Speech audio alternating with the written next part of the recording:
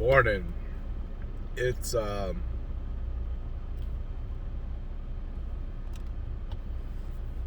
Wednesday, November 4th, a day after Election Day, 2020.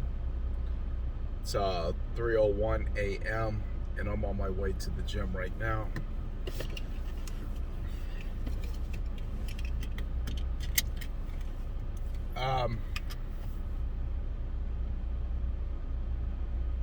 I was for the past day and a half, 2 days, I've been searching for Silas's candy bag. I'm gonna say the real reason, but I'm thinking there's an underlining reason. I'm thinking the real reason is because I care about my son enough to not let him overindulge in sugar. Sugar's good for you if it's in moderation. But overall, it's very harmful. And so I was looking for it, and then a part of me was like trying to figure out if he had something in there I like. But for the most part, to get it and make sure that it was put away. And so yesterday he gave it to me, and he had a lot of candy. I had underestimated what he actually had, and he just kept scooping it from underneath. He sucks at hiding stuff. Now I know that now, so I should have been able to find it, but I didn't want to play that, so I told him go get it.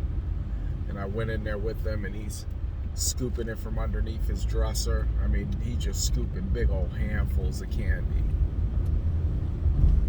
And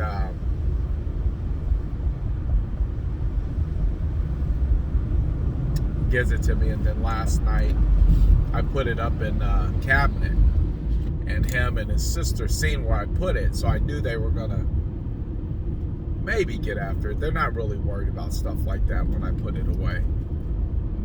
9 times out of 10 we'll find it 6 months later, 8 months later, and start eating it again. I know, old candy. But I knew to get it from where I had stuck it at last night, because I had stuck it somewhere right where they could see it. So if they had an urge to have it, they could just go right to where I put it at. So I went back in the cabinet and I moved it to another cabinet. I'm not trying to hide it to the point where I can't find it, but just make it a little more difficult. So I take it out of where I put it in another cabinet, and a little bit up high, so it's not too high, but it's high enough to discourage somebody. And I stopped and I caught myself. And my background,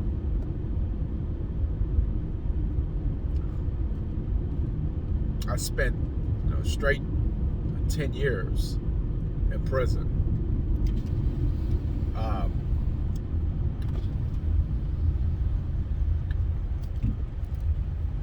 From the age of 13 and a half and up, in and out of jail. I've been shot at. I've shot.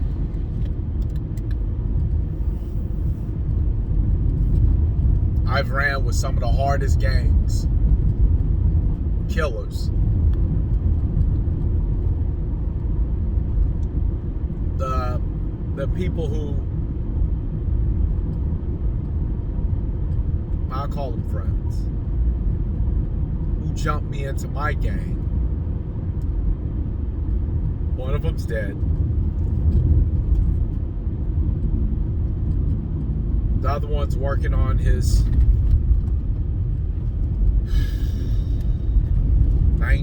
20th year in prison. And the other one, we don't even know where he's at. Fell off the face of this earth.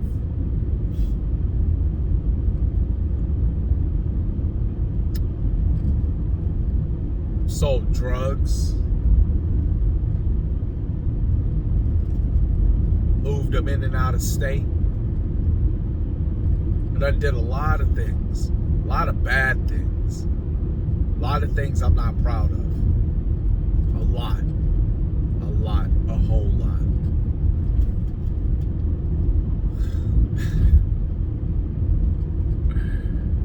And I catch myself this morning in my house with my family, hiding candy because I don't want my kids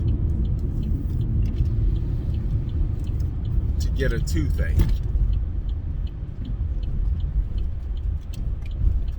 And at that moment, not that I haven't before, but at that moment, I knew why God had put me here. I knew why He didn't let me die in some of these battles that I've been in. I knew why He preserved me, why He chose me. And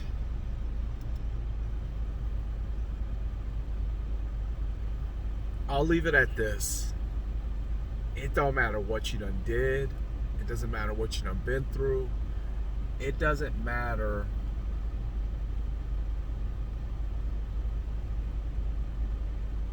who you think you are.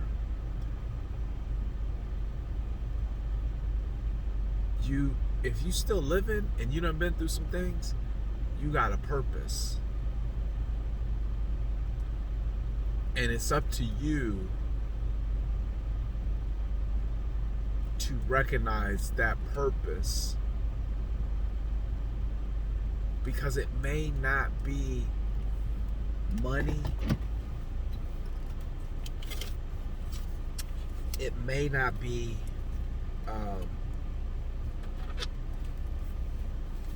I don't know what it is, but for all the things I done been through, I'm on my way to the gym right now, and I'm up at 2 hiding candy to protect my kids. Sometimes when you're feeling lost and you're feeling confused and disoriented, a lot of it has to do with the fact you haven't really identified what your purpose is. And what you think your purpose is isn't making you happy. But I can tell you this, if you keep living long enough, if you keep striving long enough, if you keep pushing long enough, your destiny will start nudging you. And as long as you haven't hardened your heart, and I tell you the way that I keep my heart soft and mendable, it's 100% in my faith and my belief and my trust in God that there's a purpose for me. And when I keep myself mendable, it allows Him to mold me into the shape that He wants, not the one that I want.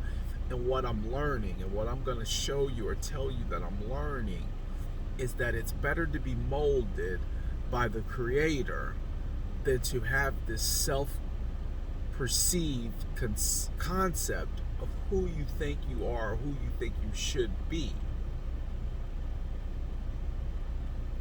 There's nothing better than to be designed and created by a great artist on a canvas. There's nothing greater than to be designed and created by the Creator. So, all I'm simply saying is everything I thought I was and intended to be, every single day, a little bit more of that dies, and a little bit more of who I'm supposed to be grows and lives, because I'm giving it over to somebody else.